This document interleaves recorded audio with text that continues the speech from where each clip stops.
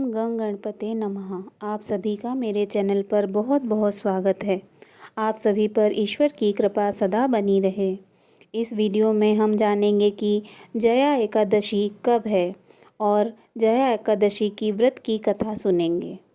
माघ के महीने में शुक्ल पक्ष में पड़ने वाली एकादशी को जया एकादशी कहा जाता है।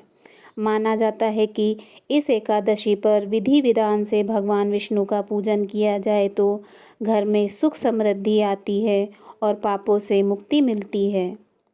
पंचांग के अनुसार इस साल 2024 में जया एकादशी 20 फरवरी दिन मंगलवार को है। जया एकादशी का महत्व। धर्मराज युधिष्ठिर बोले, हे भगवान, आपने माघ के कृष्ण पक्ष की सटतिला एकादशी का अत्यंत सुंदर वर्णन करते हुए सुनाया। आप स्वदेश, अंडज, उद्विज और जरायुज चारों प्रकार के जीवों के उत्पन्न, पालन तथा नाश करने वाले हैं। अब आप कृपा करके माघ शुक्ल एकादशी के विषय में बतलाइए। इस एकादशी का क्या नाम है तथा इसके व्रत का क्या विधान है, इसकी विधि क्या है, इसका व्रत करने से किस फल की प्राप्ति होती है, इसमें कौन से देव का पूजन किया जाता है, कृपया यह सब विधान पूर्वक कहिए। भगवान श्री कृष्ण कहने लगे कि हे राजन, माघ शुक्ल एकादशी के दिन आने वाली एकादशी को जया एकादशी के नाम से जाना जाता है।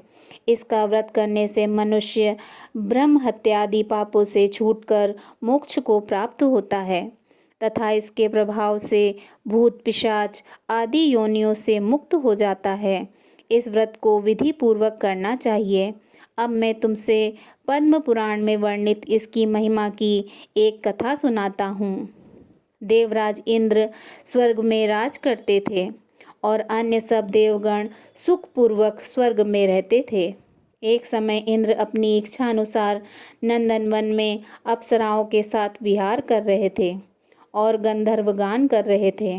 उन गंधर्वों में प्रसिद्ध पुष्पदंत तथा उसकी कन्या पुष्पवती और चित्रसेन तथा उसकी स्त्री मालिनी भी उपस्थित थे। साथ ही मालिनी का पुत्र पुष्पवान और उसका पुत्र माल्यवान भी उपस्थित थे। पुष्पवती गंधर्व कन्या माल्यवान को देखकर उस पर मोहित हो गई और माल्यवान पर काम बाण चलाने लगी। उसने अपने रूप, लावण्य और हाव भाव से माल्यवान को वश में कर लिया। हे राजन, वह पुष्पवती अत्यंत सुंदर थी।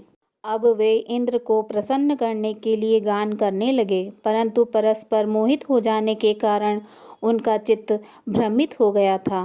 उनके ठीक प्रकार से न गाने तथा स्वर ताल ठीक से नहीं होने से इंद्र उनके प्रेम को समझ गए और उन्होंने इसमें अपना अपमान समझकर उनको श्राप दे दिया।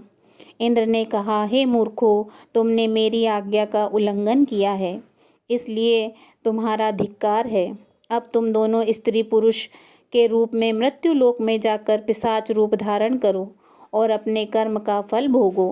इंद्र का ऐसा श्राप सुनकर वे अत्यंत दुखी हुए और हिमालय पर्वत पर दुखपूर्वक अपना जीवन व्यतीत करने लगे। उन्हें गंध, रस तथा स्पर्श आदि का कुछ भी ज्ञान नहीं था। वहाँ उनको महान दुख मिल रहे थे। उन्हें एक क्षण के लिए भी निद्रा नहीं आती थी। उस जगह अत्यंत शीत था, इससे उनके रोंगटे खड़े रहते और मारे शीत के दांत बजते रहते। एक दिन पिशाच ने अपनी स्त्री से कहा कि पिछले जन्म में हमने ऐसे कौन से पाप किए थे जिससे हमको यह दुखदायी पिशाच योनि प्राप्त हुई।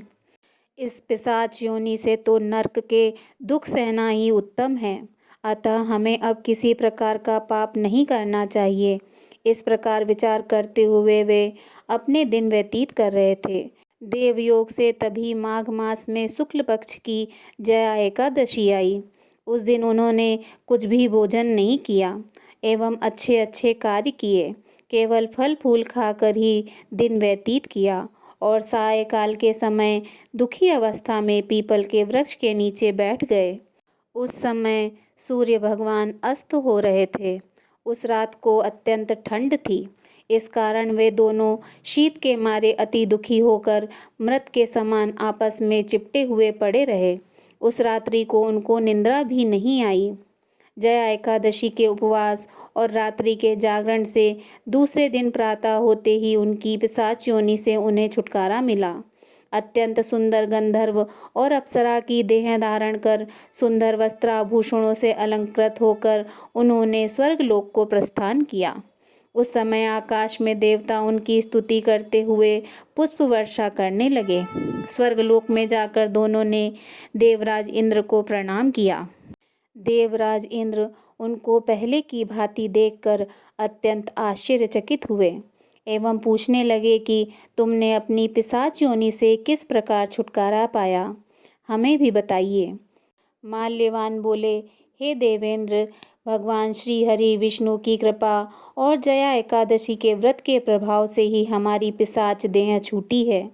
तब इंद्र बोले कि हे माल्यवान, भगवान की कृपा और एकादशी का व्रत करने से न केवल तुम्हारी पिशाच योनि छूट गई, वरन हम लोगों के भी वंदनीय हो गए, क्योंकि विष्णु भगवान और शिव के भक्त हम लोगों के वंदनीय हैं। अतः आप धन्य हैं। अब आप पुष्पवती के साथ जाकर विहार करो।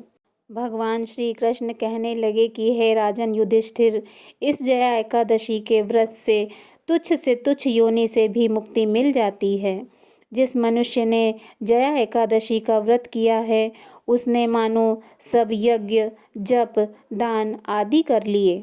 जो मनुष्य जया एकादशी का व्रत करते हैं, वे अवश्य ही 1000 वर्ष तक स्वर्ग में वास करते हैं। बोलिए श्री हरि भगवान विष्णु जी की जय। माता लक्ष्मी जी की जय।